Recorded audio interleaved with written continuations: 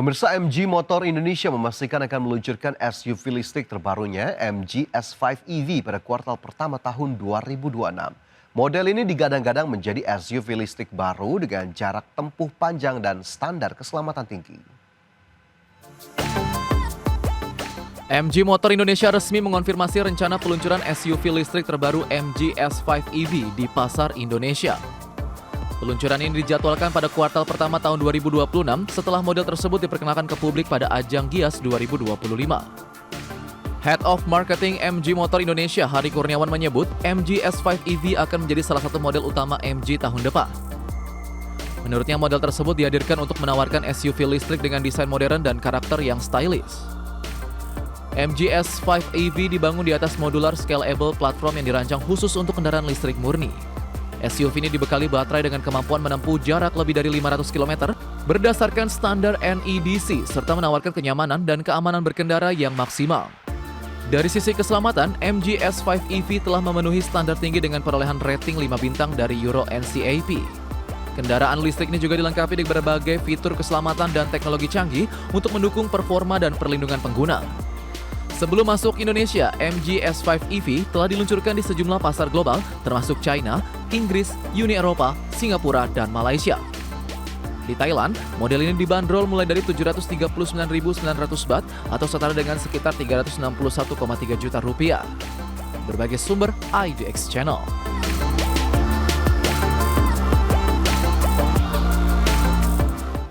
Pemirsa, Ricoh kembali menghadirkan varian terbaru kamera saku premium melalui peluncuran GR4 HDF. Model ini menawarkan efek visual unik dengan filter khusus serta peningkatan teknologi shutter. Setelah merilis GR4 dengan sensor monokrom, Ricoh kini mengumumkan ketersediaan GR4 HDF di pasar global. Kamera ini akan menggantikan posisi GR3 HDF yang sebelumnya diluncurkan pada tahun 2024. Perbedaan utama GR4 HDF dengan versi standar terletak pada kehadiran filter HDF atau Highlight Diffusion Filter. Filter ini berfungsi melembutkan cahaya di area terang serta memberikan efek blur halus di tepian gambar. Dengan filter HDF, hasil foto menampilkan efek dreamy yang lembut dan unik pada setiap jepretan. Ricoh menyebut efek tersebut mirip dengan hasil foto kamera analog menggunakan roll film klasik. Perbedaan lainnya terdapat pada sistem shutter di mana GR4 HDF kini menggunakan shutter elektronik. Mekanisme ini memungkinkan kecepatan ranah hingga 1/16.000 detik sehingga aman digunakan di kondisi cahaya luar ruangan yang sangat terang. Dari sisi spesifikasi, GR4 HDF tetap menggunakan sensor APS-C 25,7 megapiksel, prosesor GR Engine 7, dan lensa 18,3 mm f2.8.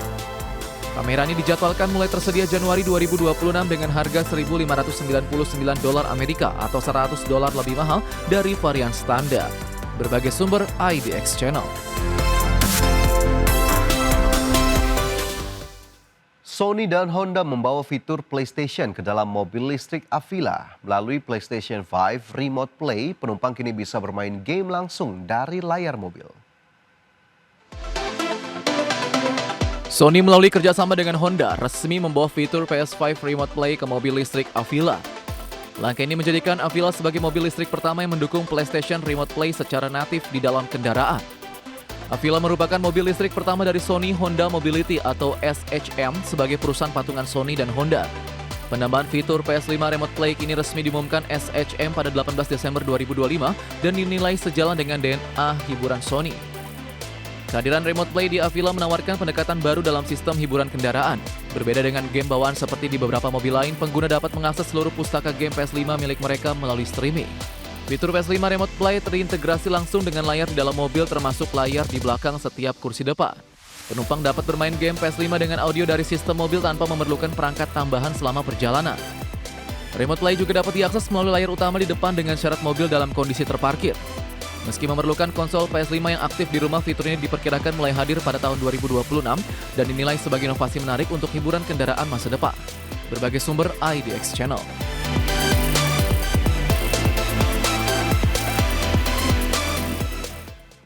Blue Bullet mengumumkan game balap kuda Full Stride untuk PlayStation 5 dan PC. Full Stride menawarkan pengalaman pacuan kuda dari sudut pandang orang pertama.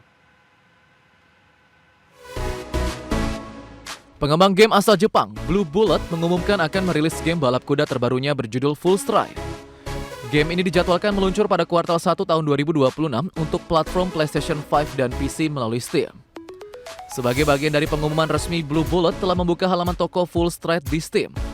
Sejak 18 Desember 2025, para pemain sudah dapat menambahkan game ini ke dalam daftar wishlist sambil menunggu perilisan resminya. Full Stride mengusung konsep balap kuda realistis dengan perspektif orang pertama. Pemain diajak merasakan langsung peran sebagai penunggang kuda mulai dari saat menunggu gerbang start terbuka hingga adu kecepatan menuju garis finish. Game ini dikembangkan menggunakan Unreal Engine 5 untuk menghadirkan visual detail dan atmosfer balapan yang imersif. Trailer terbaru menampilkan berbagai momen krusial dalam balapan yang menentukan strategi dan kemenangan pemain.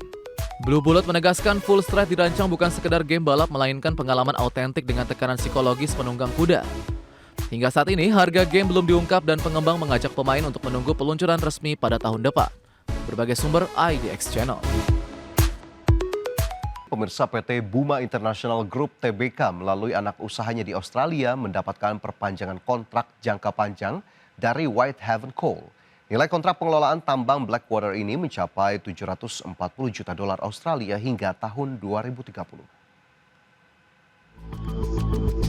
PT Buma International Group Tbk atau DOIT melalui entitas usahanya Buma Australia Pty Ltd resmi memperoleh perpanjangan kontrak dari Whitehaven Coal Mining Ltd. Kontrak ini terkait pengelolaan tambang batu bara metalurgi open cut Blackwater, salah satu tambang terbesar di Australia.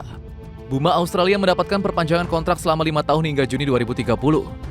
Nilai kontrak mencapai 740 juta dolar Australia atau setara 8,2 triliun rupiah dengan rata-rata pendapatan sekitar 1,6 triliun rupiah per tahun. CEO Buma Australia, Johan Bellot, menyatakan perpanjangan ini mencerminkan tingkat kepercayaan tinggi dari Whitehaven terhadap kinerja Buma. Menurutnya, pemahaman mendalam terhadap kondisi lokasi tambang serta dukungan tim lokal yang kuat memungkinkan operasi berjalan aman, efisien, dan produktif. Tambang Blackwater berlokasi sekitar 20 km di selatan kota Blackwater dan memiliki panjang area tambang mencapai 80 km. Buma Australia telah menyediakan layanan pertambangan di lokasi ini sejak 2012 dan saat ini mempekerjakan sekitar 390 karyawan dengan dukungan teknologi pemantauan dan standar keselamatan tinggi. Direktur Buma International Group Iwan Fuad Salim menyebut perpanjangan kontrak ini akan memperkuat portofolio operasi Tier 1 serta meningkatkan visibilitas pendapatan dan stabilitas arus kas grup. Selain aspek operasional, Buma Australia juga terus menciptakan nilai sosial melalui penyerapan tenaga kerja, pengembangan keterampilan, dan dukungan bagi masyarakat lokal di Central Queensland. Tim Liputan IDX Channel. PT Bintang Samudra Mandiri Lines Tbk bersiap menjual 5 unit kapal senilai 60 miliar rupiah. Divestasi aset ini dilakukan untuk melunasi kewajiban perseroan kepada Bank Mandiri. PT Bintang Samudra Mandiri Lines Tbk atau BSML akan melakukan penjualan aset produktif berupa 5 unit kapal. Langkah ini dilakukan sebagai bagian dari strategi pelunasan utang perseroan kepada PT Bank Mandiri Persero Tbk. Penjualan aset tersebut telah mendapatkan persetujuan pemegang saham melalui Rapat Umum Pemegang Saham Luar Biasa. RUPSLB dilaksanakan pada Rabu 17 Desember 2025 dan menyetujui divestasi aset sebagai langkah penyehatan keuangan perseroan. Kapal yang akan dijual terdiri dari 3 unit kapal tunda dengan kapasitas 2.000 horsepower serta 2 unit kapal tongkang berkapasitas 300 feet. Aset tersebut akan dilepas kepada entitas non-afiliasi diantaranya PT Pelayaran Korindo dan PT Anggame Samudra Line. Manajemen menyebut nilai transaksi penjualan kapal diperkirakan mencapai 60 miliar rupiah. Nilai tersebut setara dengan 45,74% dari total ekuitas BSML yang per 30 September 2025 tercatat sebesar 131 miliar rupiah. Dana hasil penjualan akan diprioritaskan untuk melunasi utang kepada Bank Mandiri dengan posisi outstanding utang berbunga sekitar 30 miliar rupiah. Jika terdapat sisa dana, akan digunakan untuk menurunkan utang pihak ketiga dan menambah modal kerja guna meningkatkan efisiensi operasional dan profitabilitas armada perseroan. Tim Liputan IDX Channel.